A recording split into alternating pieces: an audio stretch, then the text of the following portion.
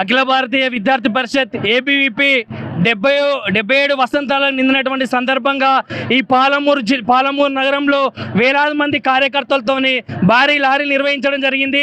అఖిల భారతీయ విద్యార్థి పరిషత్ 1949 July 9 ప్రారంభమైనటువంటి ఓ student organisation, national organisation, social organisation.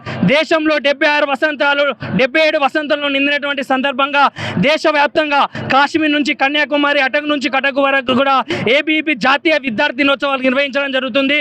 ఈరోజు దేశంలో విద్యార్థులు అందరూ కూడా ఈరోజు స్టూడెంట్ పవర్ అంటే న్యూసెన్స్ పవర్ కాదు, ఈరోజు స్టూడెంట్ పవర్ అంటే నేషనల్ పవర్ అని చెప్పేసి అఖిల భారతీయ విద్యార్థి పరిషత్ ఈరోజు దేశానికి చాటినటువంటి ఒకే ఒక స్టూడెంట్ ఆర్గనైజేషన్ ఏబీవీపీ దేశవ్యాప్తంగా ఎన్నో ఉద్యమాలకు శ్రీకారం చుట్టింది. ఈరోజు 370 ఆర్టికల్ అయితేంది, అదేవిధంగా ఏదైతే ఎమర్జెన్సీకి వ్యతిరేకంగా ఏబీవీపీ ఎన్నో ఉద్యమాలు శ్రీకారం చుట్టింది. కాబట్టి ఏబీవీపీ గత 30 సంవత్సరాల ముందే న్యూ ఎడ్యుకేషన్ పాలసీ ఎన్ఈపీ గురించి ఎన్నో ఉద్యమాలు చేసింది. ఈరోజు దేశంలో అప్పుడే గోడల మీద జాతీయ నూతన విద్యా విధానం రావాలని చెప్పేసి ఏబీవీపీ ఎన్నడో రాసింది. 30 సంవత్సరాల తర్వాత ఏదైతే ఈరోజు కేంద్ర ప్రభుత్వం ప్రవేశపెట్టినటువంటి నూతన జాతీయ విద్యా విధానం ఏదైతే ఉందో దాన్ని ఈరోజు పార్లమెంట్లో ఆమోదం తెలపడం జరిగింది. కాబట్టి అఖిల భారతీయ విద్యార్థి పరిషత్ విద్యారంగ సమస్యల పట్ల, ఈ దేశ సమస్యల పట్ల రాబోయే రోజుల్లో ఉద్యమాలు చేసి ఈరోజు విద్యార్థుల సమస్యల పట్ల ముందుకు పోతుందని చెప్పేసి ఈ సందర్భంగా తెలియజేస్తున్నాను.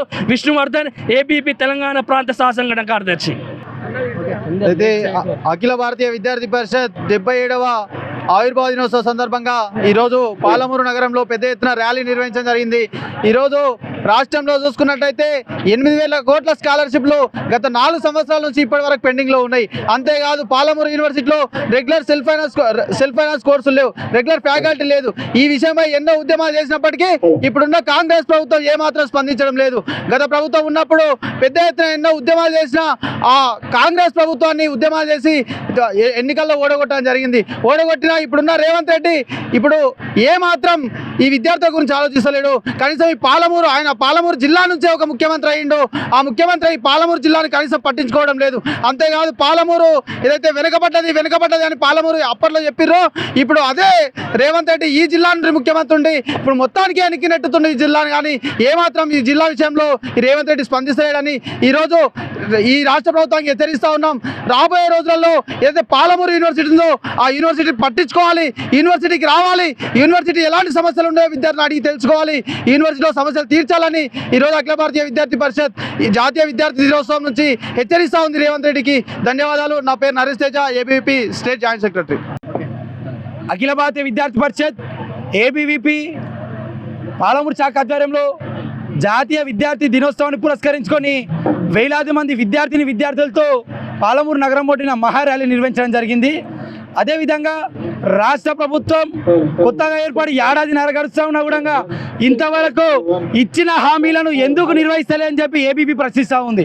రాష్ట్ర ప్రభుత్వం అధికారకు రాకన ముందు అనేక హామీలు ప్రలోభాలు పలికి ఈరోజు గద్దెనెక్కిన తర్వాత ఎందుకు మీరు ఇచ్చిన హామీలను నెరవేర్తారన్నారు. స్కాలర్షిప్ నుంచి మొదలుకుంటే ఇంతవరకు విద్యాశాఖ మంత్రిని రాష్ట్ర ప్రభుత్వం ఎందుకు నిర్వహిస్తలేకపోతుంది. 5,300 కోట్ల స్కాలర్షిప్ ఫీజు మొండి బకాయిలను పెండింగ్లో పెట్టి విద్యార్థుల జీవితాలతో రాష్ట్ర ప్రభుత్వం చెలగాట మారుతూ ఉంది. మాకేమనిపిస్తుంది అయ్యా అంటే విద్యా వ్యవస్థను నిర్వీర్యం చేసే కుట్రగా ఈరోజు కాంగ్రెస్ ప్రభుత్వం కుట్ర పన్నుతూ ఉంది. నిమ్మకు నీరెత్తినట్టు ప్రతి మధ్యానికి ఈ రాష్ట్రంలో మంత్రిని ఏర్పాటు చేస్తావు కానీ నువ్వు విద్యాశాఖ మంత్రిని ఎందుకు ఏర్పాటు చేస్తలేవు అని చెప్పి ఈ రాష్ట్ర ప్రభుత్వాన్ని ఏబీవీపీ సందర్భంగా ప్రశ్నిస్తూ ఉంది. అదేవిధంగా యూనివర్సిటీలో అనేక విధాలుగా సెల్ఫ్ ఫైనాన్షియల్ కోర్సులు చేస్తున్నావు, ఎందుకు యూనివర్సిటీలలో నాణ్యమైన భోజనం చేస్తలేవు. అదేవిధంగా బీటెక్లలో సీట్లను పెంపొందిస్తున్నావు కానీ బీటెక్లలో ఉమ్మడి 33 జిల్లాలలో ప్రతి జిల్లా హెడ్ క్వార్టర్లో ఎందుకు నువ్వు గవర్నమెంట్ బీటెక్ కాలేజీలు వస్తలేవని చెప్పి, ఎందుకు ఎంబీఎస్ బీటెక్ కాలేజీలు వస్తలేవని చెప్పి నేను ప్రశ్నిస్తూ ఉన్నాను. అదేవిధంగా మీరైతే ఇదే మొండి వైఖరి వీరి ఇదే వైఖరితో ఉంటే కేసీఆర్ ప్రభుత్వానికి పట్టిన గతే మీకు పడుతుందని చెప్పి మరొకసారి హెచ్చరిస్తూ నా పేరు సతీష్, పాలమూరు జిల్లా కండర్.